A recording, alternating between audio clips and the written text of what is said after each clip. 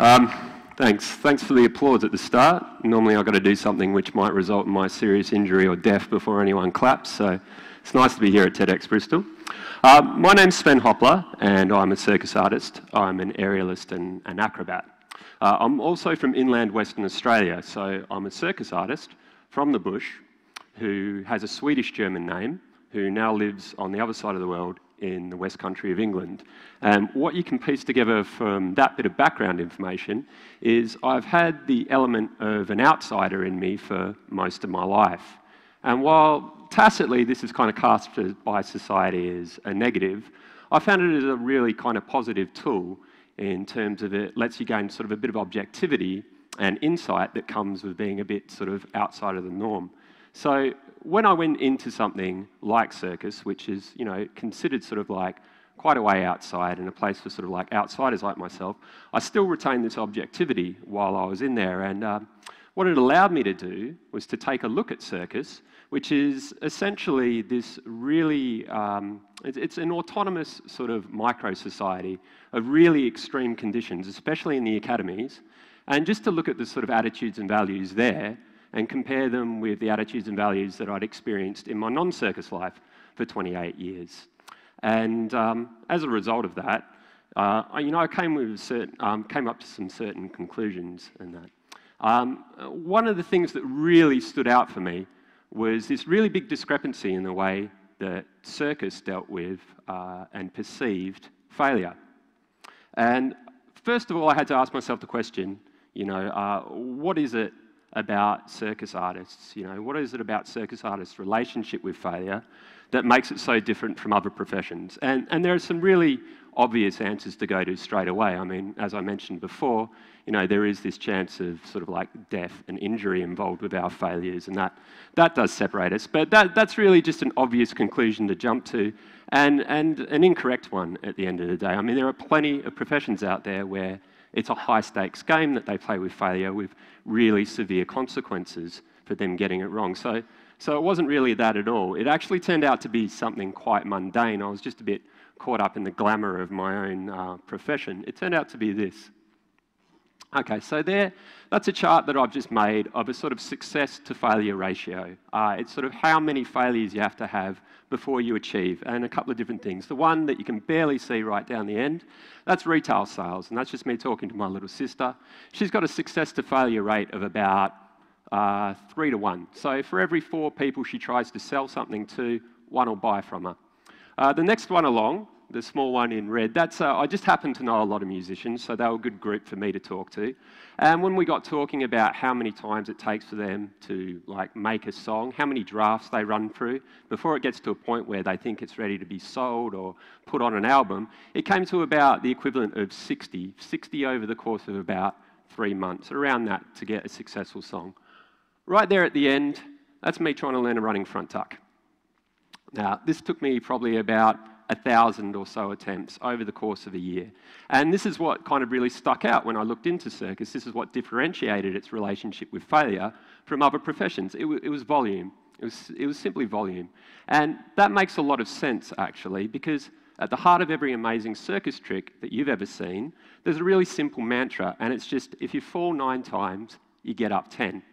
And like, this is an oversimplification. You know, you can't just go out there. There's technique and training involved, of course. Don't go out back and just start doing backflips till you get them. You'll die.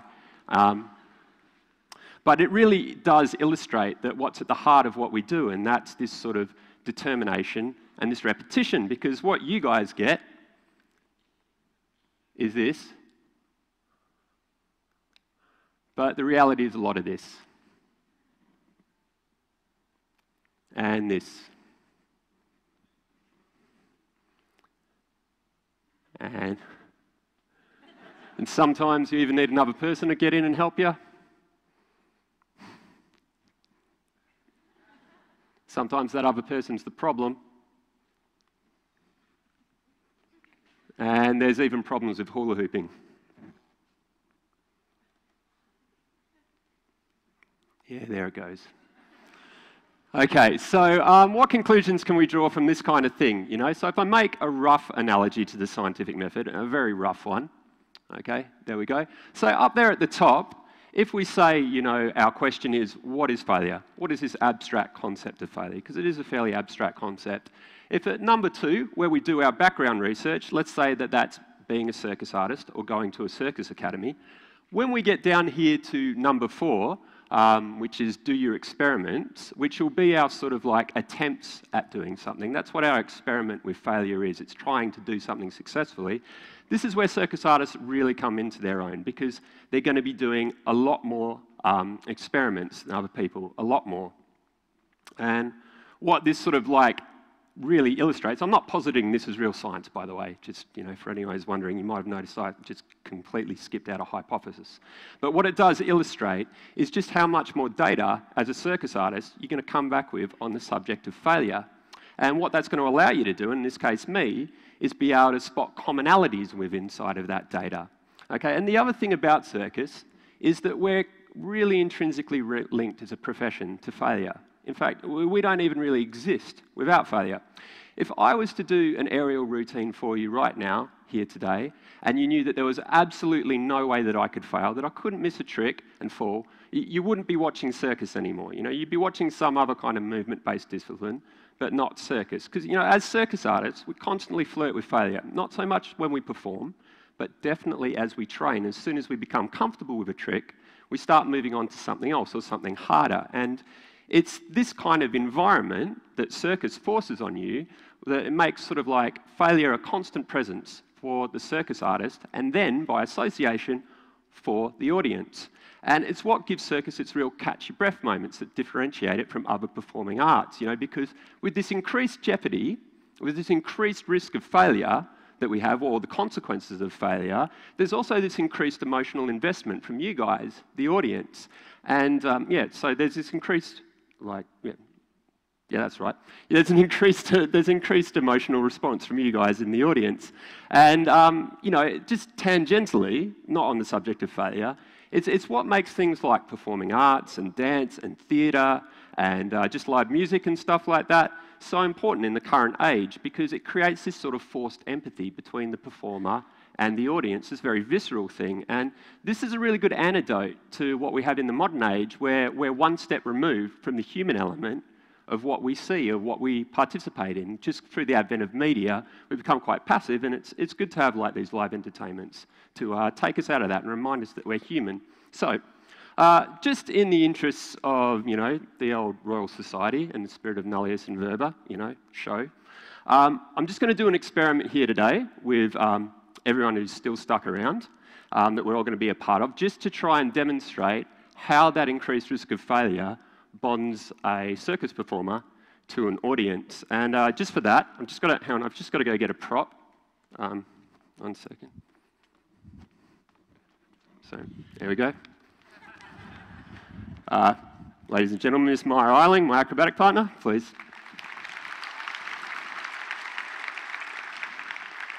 Okay, so what we're going to do here today for you is we're going to do 2 tricks, and one's relatively basic. We're about 95% chance we're going to get it right. Yep, hopefully. The other one, not so much. We only nail it about 3 out of 5 times in training. So there's a really good chance that we're going to get that second trick wrong, especially because we're quite nervous at the moment, and adrenaline's not good for us. But yeah, so there's going to be this really increased risk that we're going to get that wrong, and we're just going to talk about that a little bit afterwards. Yeah, so hopefully it doesn't go too bad. All right.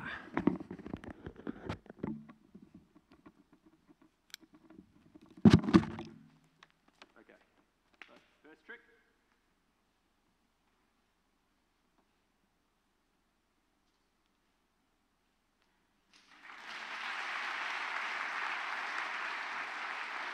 All right, that's the easy one. Now for the one that can go horribly wrong.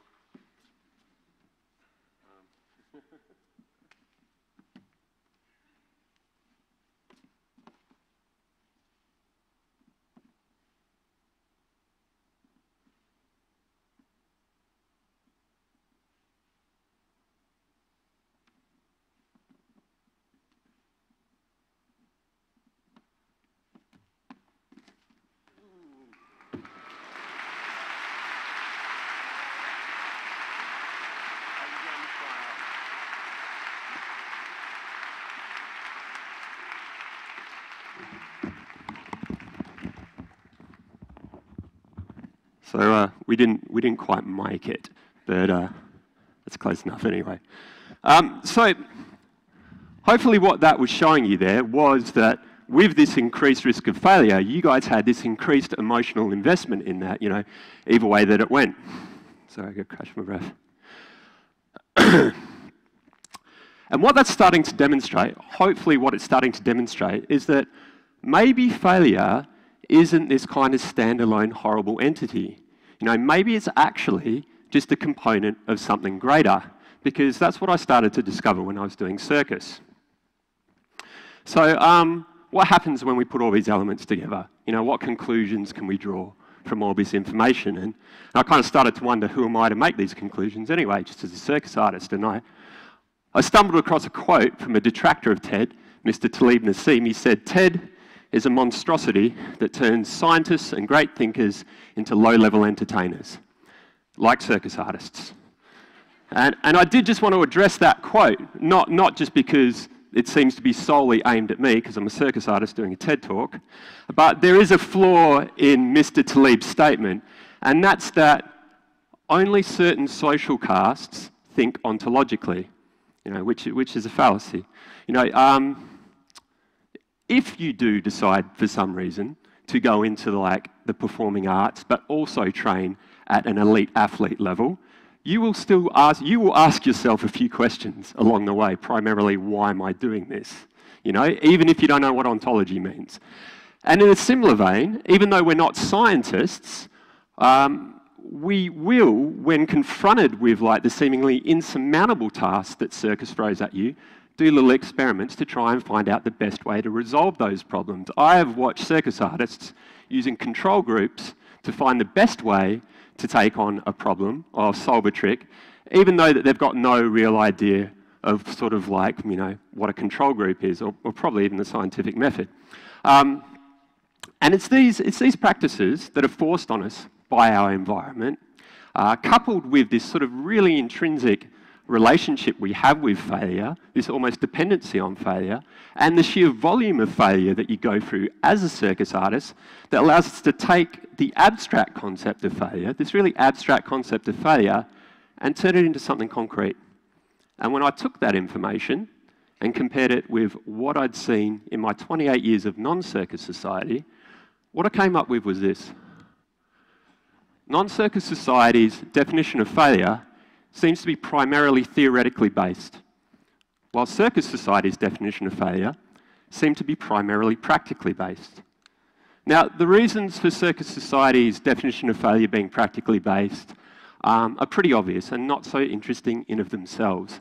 When they do become interesting is you can use them as a sort of cipher key to decode non-circus society's more complex relationship with failure. So if I just use a bit of an analogy for you now, when you were little, and an apple was everything was an abstract concept, so an apple was an abstract concept, right up until the point your mum came up and said, "This is an apple," put a label on it, and then you took that apple and you went and you experimented with it and other things that were like it until you came up with this concrete definition of what an apple is.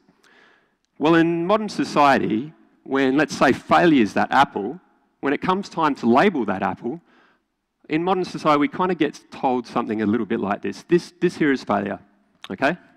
It's a penultimate thing. It's not quite death, but it is close. At best, you're going to be able to guard yourself against this thing your whole life. At worst, it's going to come and ruin your whole life. At any way, you want to kind of avoid that apple. Now, are you going to go experiment with that? No? Yes? No? Okay, no. Well, but the answer to that question is, fortunately, is if conditions are right, then yeah, you are going to go experiment with that apple because that's the way that life works. That's the way life has always worked. That's the way evolution works. The first amphibians to become terrestrial weren't dissuaded by the possibility of looking stupid in front of their mates because they couldn't breathe air. They just evolved to go where the food sources are. But in modern society, we have options. So chances are we're going to stay away from that apple. We're going to avoid that apple. And the result of that is our experiments with failure become theoretical ones. You know, we do theoretical experiments with failure because we're afraid of doing the practical ones because of the repercussions. And, sorry, lost my place. But, yeah, so we do these, so our experiments with failure are theoretical ones, and this is compounded by the fact that when we talk about failure, we really talk in perceived ideals and fears associated with failure, as opposed to like actual experience, you know. In reality, our definition of failure in the modern world is more closely linked to fear of failure than it is to failure. And what Circus does, and what it did to me, and I watched it do to first years in the academy that I was in, or to people in classes I've taught, is it comes and really just slaps that out of you. It slaps it out of you via repetition, because 3 backward rolls in front of a room full of people, you know, that theoretical definition will definitely hold up. It'll hold up. But 20, you're going to stop feeling embarrassed, you're going to stop wondering whether you're doing it right, and you're especially going to get past this idea of, I failed because I didn't do it right the first time. Because that is a failure, don't get me wrong, it is a failure, but it's not a failure at doing the task. You don't know what it's like to fail at doing the task, you just failed to get started at doing the task. And what this repetition that Circus taught me, and I think teaches people, is it actually gives you a working definition of failure, something more based in reality, you know, something that's closer to a usable definition of failure. Because the thing, and what you actually learn, or what I learned after that about failure is, from this actual working definition, is that it's really just the binary opposite of success. They're just paired opposites. They're just like ones and zeros there, because failure is just a process that we go through every time we want to get to somewhere outside of what we're already capable of. You know, but it's not some cataclysmic event that happens after the first attempt. You know, it doesn't even really happen after a huge loss. I mean, the average millionaire has been, whatever the average millionaire is, has been bankrupt 3.5 times statistically. I like to do that 0.5, come back with only $500,000. That'd be great. But anyway, the playwright Samuel Beckett has a quote about failure, and he says, "Go on failing, go on. Only next time you fail, just try and fail a bit better." And I think it's really good life advice to follow, because even though the journey of failure isn't a lot of fun, even for a circus artist, to get a bit cliched, the destination really does make it worthwhile. You know, the squeeze really is worth the juice, because I think the view of what you'd see at that destination, of what you'd see yourself doing at that destination, will really, really surprise you. You know, and not something to be missed out on. And it could. I'm going to put on a video now, but there hasn't been sound on the other ones, and it's just really got an uplifting track to it. But so if I put it on and it's not there, just imagine you're listening to an uplifting track, so that'll be fine. Okay, so I'll do that now, because it could really look something like this. Oh yeah.